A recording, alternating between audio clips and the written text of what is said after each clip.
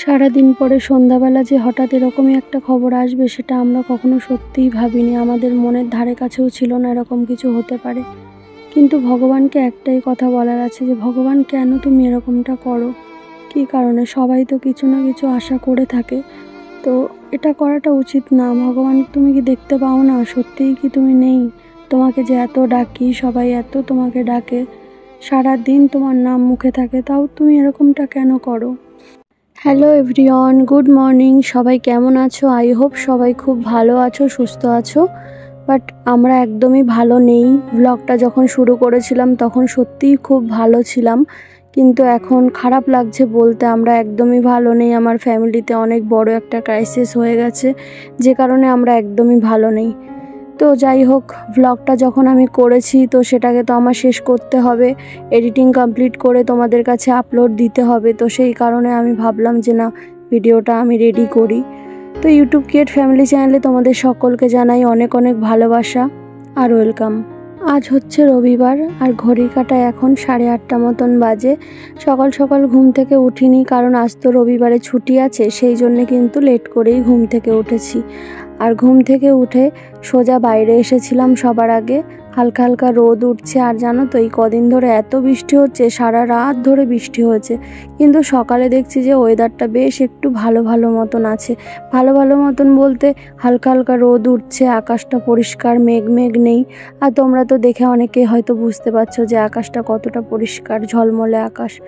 হঠাৎ করে আমাদের পরিবারে এত বড় একটা বিপদ নেমে আসবে, আমরা যেটা কখনো স্বপ্নেও কল্পনা করতে পারিনি। আসলে কি জানো তো, গরিব মানুষের জন্য সত্যিই ভগবান নেই। ভগবান আমাদের জন্য না, ভগবান দেখতে পায় না আমাদেরকে। তো যাই হোক, সকালবেলা তো অনেক আনন্দের সাথেই সমস্ত কাজকর্ম সারাদিন ধরে করেছিলাম।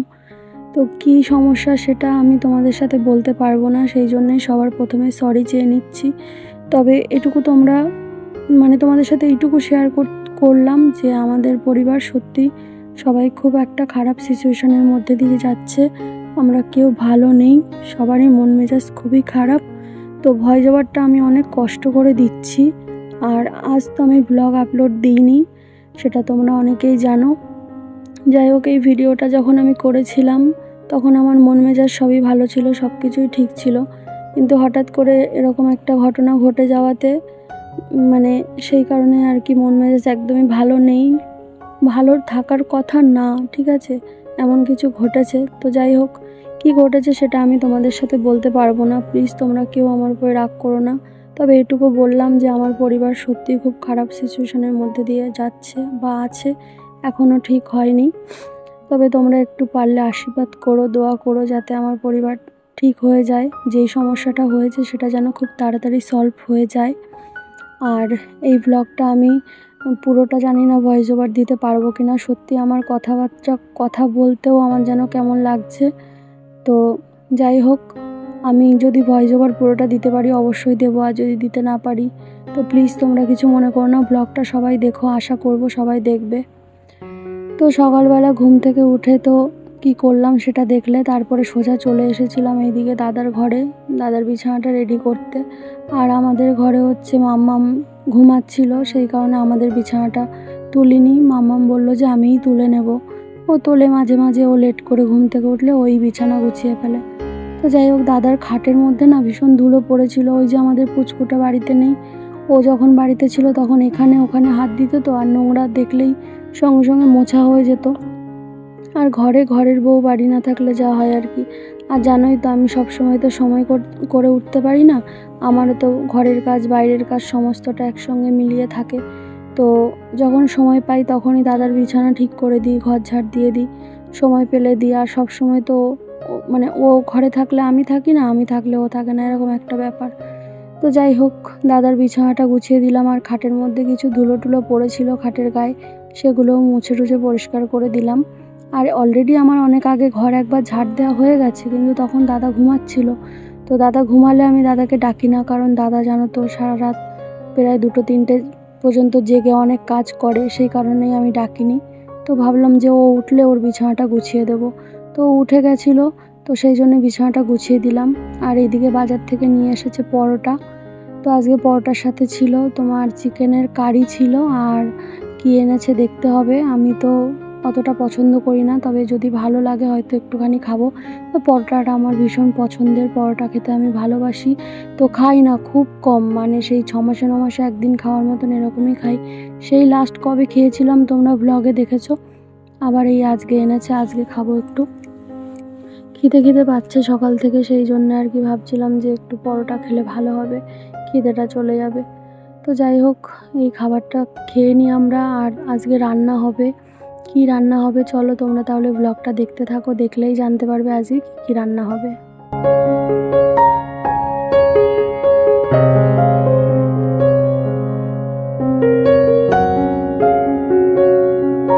আর হ্যাঁ, পরোটার সাথে কিন্তু শুধু চিকেন কারিটা ছিল না, একটা ফিশ ফ্রাই ছিল, একটা চিকেন ফ্রাই ছিল। তো এগুলো দেখে না আমার সত্যি কেমন লাগছিল। প্রথমে আমি দাদাকে বলছিলাম যে এত পুড়ে পুড়ে গেছে কেন। দাদা বলল যে এগুলো এরকমই হয়। অ্যাকচুয়ালি আমি তো অন্য জায়গার থেকে এনে দিত তোমাদের দাদাভাই খেতাম, তো সেখানটা এতটা পোড়া পোড়া মতন হতো না, কিন্তু এটা একটু বেশি পোড়া পোড়া মতন লাগছে দেখতে। তবে খেয়েছিলাম আমি যখন, আমার কিন্তু বেশ ভালোই লেগেছে। আমি তো প্রথমে ভেবেছিলাম কেমন পোড়া পোড়া, মনে হয় ভালো হবে না, কিন্তু না, পোড়া পোড়া দেখতে হলে কি হবে, সত্যি ভিতরে খেতে বেশ ভালোই লেগেছিল। তো যাই হোক চলো, এইদিকে আমি একটু খাওয়া দাওয়া করে নিই, আর তোমরা ব্লগটা কন্টিনিউ করতে থাকো।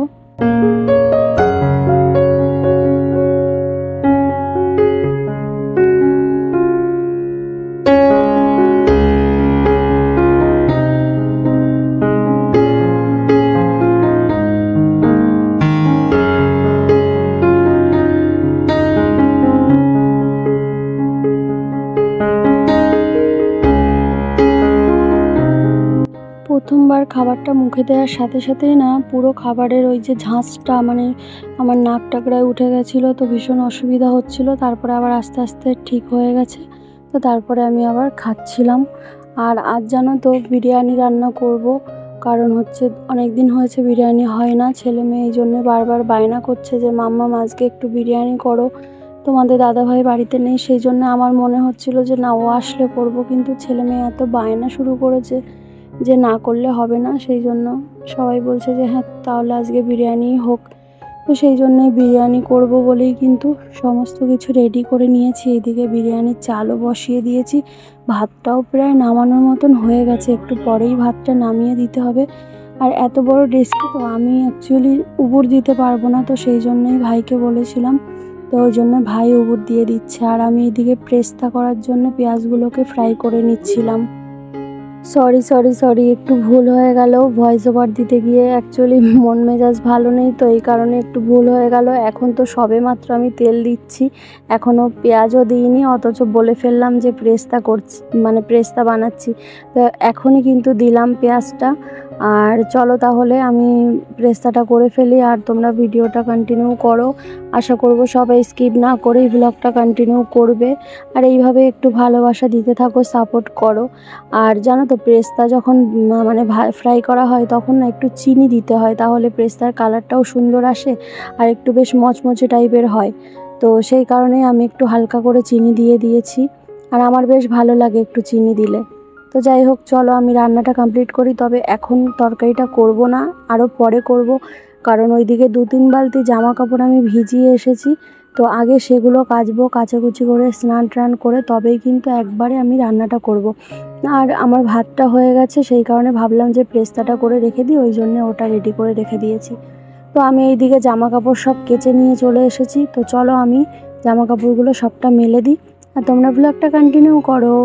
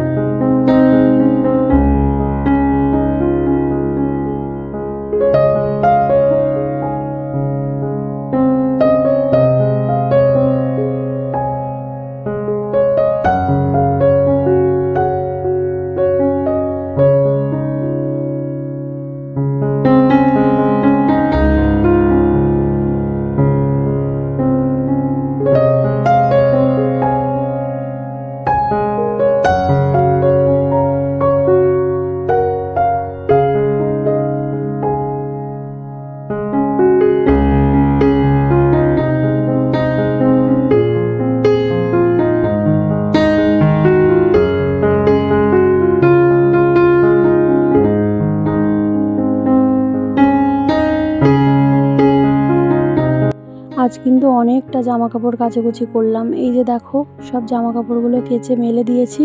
এবারে স্নান টান করে একবারে চলে এসেছি। এবার দুটো নাইটি ছিল সেগুলোও এবার কেচে নিয়েছি, তো সেগুলো মেলে দেব। চলো রান্নাটা করব এবারে। আর রান্না করার আগে একটু যাব স্নান করে, আমাদের মেয়েদের যে কাজটা থাকে সিঁদুর পরা স্বামীর মঙ্গলের জন্যে।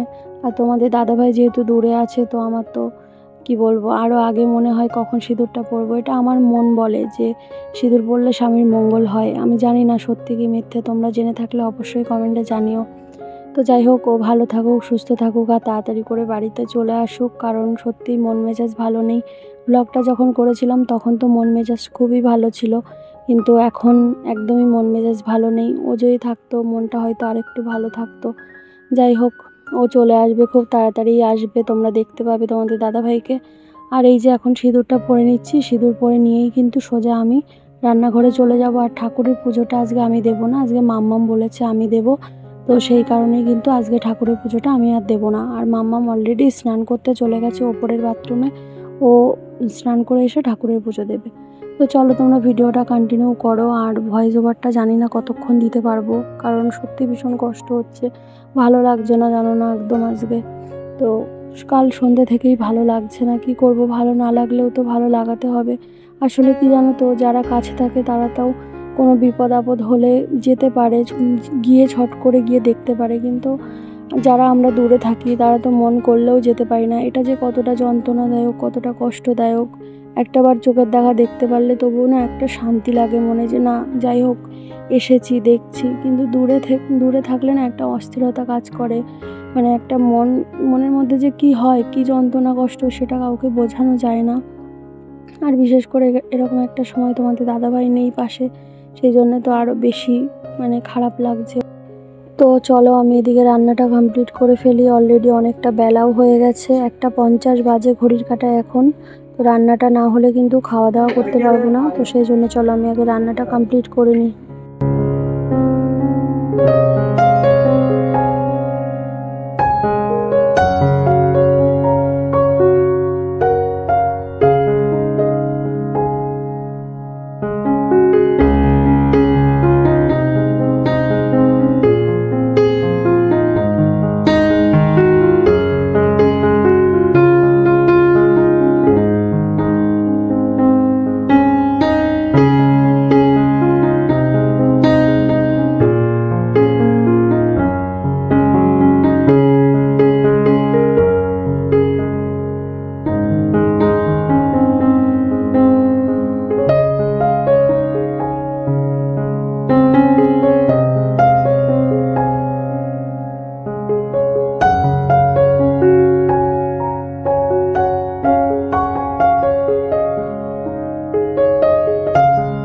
তো রান্নাবান্না সবটা কমপ্লিট করে কিন্তু সবাইকে খেতে দিয়ে দিয়েছি, আর আমিও খেতে বসে গেছি। আর ক্যামেরাম্যান হচ্ছে আমাদের মাম্মাম।